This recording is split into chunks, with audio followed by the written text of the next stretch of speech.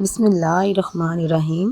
میری پیاری بہنوں اور میرے بھائیوں، آج میں آپ کے ساتھ سورہ فاتحہ کا وظیفہ شیئر کرنے لگی ہوں۔ 41 مرتبہ سورہ فاتحہ پڑھنے کے بعد کیا کیا معجزات ہوتے ہیں، اس حوالے سے میں آپ کو پوری تفصیل بتاؤں گی، اور اس سورہ مبارکہ کے جو بھی فوائد ہوں گے وہ آپ کو بتانے کی پوری کوشش کروں گی۔ سورہ فاتحہ کا نہایت ہی پاورفل اور آزمودہ وظیفہ آپ کو بتانے جا رہی ہوں۔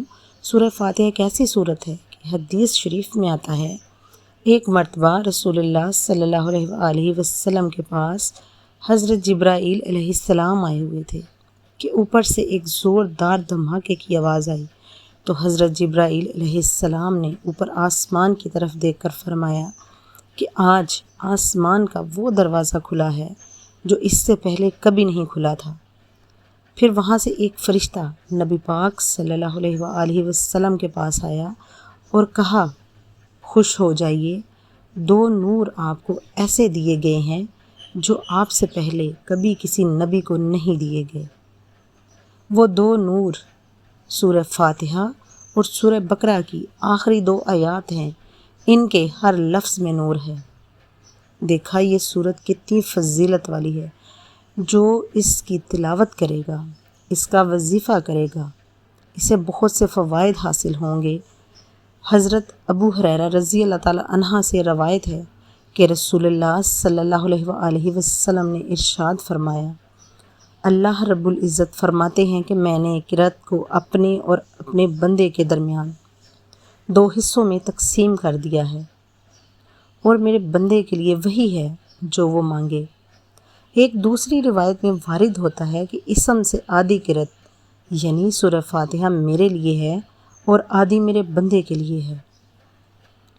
جب بندہ الحمدللہ رب العالمین کہتا ہے تو اللہ رب العزت فرماتے ہیں کہ میرے بندے نے میری شان بیان کی۔ جب بندہ الرحمن الرحیم کہتا ہے تو اللہ رب العزت فرماتے ہیں کہ میرے بندے نے میری بزرگی بیان کی۔ جب بندہ ایاک نعبد و ایاک نستعین کہتا ہے تو اللہ رب العزت فرماتے ہیں کہ یہ میرے اور میرے بندے کے درمیان سے میرے بندے کے لیے وہی ہے جو وہ مجھ سے مانگے۔ جب وہ اہدنا الصراط المستقیم صراط الذین انعمت علیہم غیر المغضوب علیہم ولا الضالین کہتا ہے، اللہ رب العزت فرماتے ہیں کہ یہ میرے بندے کے لیے ہے اور میرا بندہ جو مانگے اس کے لیے وہی ہے۔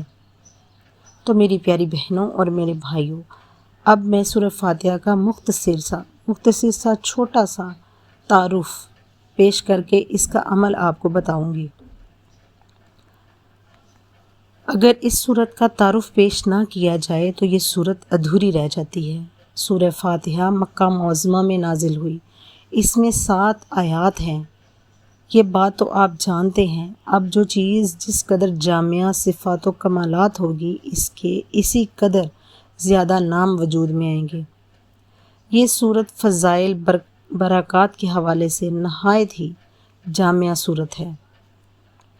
اس ویڈیو کو لمبا نہ کروں، آپ کے وقت کا ضیاع نہ ہو، اس لیے آپ کو میں تھوڑی اس کی تفصیل بتا رہی ہوں، باقی دوسری ویڈیوز میں بتاتی رہوں گی۔ سورہ فاتحہ بہت ہی مجرب اور کامل سورت ہے۔ اس سورت کے بہت ہی فضائل ہیں۔ یہ سورت بہت ہی مجرب سورت ہے۔ جو اس سورت کو اپنی زندگی میں اپنا لیتا ہے، اس کی ہر خواہش، ہر جائز حاجات جو ہیں اللہ پاک پوری فرما دیتے ہیں۔ آج کا عمل آپ کو بتانے سے پہلے آپ کے ساتھ صرف ایک چھوٹا سا واقعہ جو ہے اس کو شیئر کرنا چاہتی ہوں۔ یہ واقعہ کوئی بہت لمبا نہیں ہے، چھوٹا سا واقعہ ہے، اس کو آپ کے ساتھ صرف شیئر کرنا چاہتی ہوں۔ ایک مرتبہ کسی شخص کو سانپ نے کاٹ لیا تو حضرت ابو سعید رضی اللہ تعالی عنہ نے اس شخص پر سورہ فاتحہ پڑھ کر دم کیا تو وہ ٹھیک ہو گیا۔ تب حضور پاک صلی اللہ علیہ وآلہ وسلم نے فرمایا، اے ابو سعید، تمہیں کیسے پتہ ہو گیا کہ یہ سورہ پڑھنے کے بعد اس کو آرام ملے گا؟ اس واقعے سے آپ سورہ فاتحہ کی اہمیت کا اندازہ خوب لگا سکتے ہیں۔ اس سورت میں کتنی زیادہ تاثیر ہے۔ اگر کوئی شخص نماز فجر کی سنتوں اور فرض کے درمیان، یعنی فجر کی اذان ہو جائے تو گھر پر اچھی طرح وضو کر کے 2 رکعت نماز سنت پڑھے اور پھر 41 مرتبہ سورہ فاتحہ مکمل پڑھے۔ یہ بات ذہن میں رکھیں کہ اس عمل کے شروع میں آخر میں 3 مرتبہ درود پاک بھی پڑھنا ہے۔ جب آپ سورہ فاتحہ پڑھیں تو ہر مرتبہ بسم اللہ کے نام سے آپ نے پڑھنا ہے، مطلب یہ کہ بسم اللہ الرحمن الرحیم۔ آپ جب بھی سورہ فاتحہ کو شروع کریں بسم اللہ الرحمن الرحیم، پھر آپ نے سورہ فاتحہ پڑھنی ہے اور پوری پڑھنی ہے، اور آپ نے اسی طرح 41 مرتبہ اس کو پڑھ لینا ہے۔ اس عمل کے فوائد میں آپ کو بتاؤں تو آپ جان کر حیران رہ جائیں گے۔ وہ فوائد کیا ہیں؟ وہ یہ ہیں: جسم میں کسی جگہ درد ہو، بخار ہو، کینسر، کالا یرکان، فالج، نزلہ زکام، سر درد یا غرض کوئی بھی روحانی جسمانی چھوٹی بڑی بیماریاں ہوں، ان سب کے لیے یہ عمل نہایت ہی شافی علاج ہے۔ جو کوئی بھی اس عمل کو کرتا ہے تو اس کو اس کے ضرور پازیٹیو اثرات زندگی میں محسوس ہوتے ہیں۔ میں آپ کو یہ بھی کہتی ہوں کہ آپ بھی اس عمل کو اپنی زندگی میں ایک دفعہ ضرور کریں۔ اس عمل کی برکتیں تو میں نے آپ کو بتا دی۔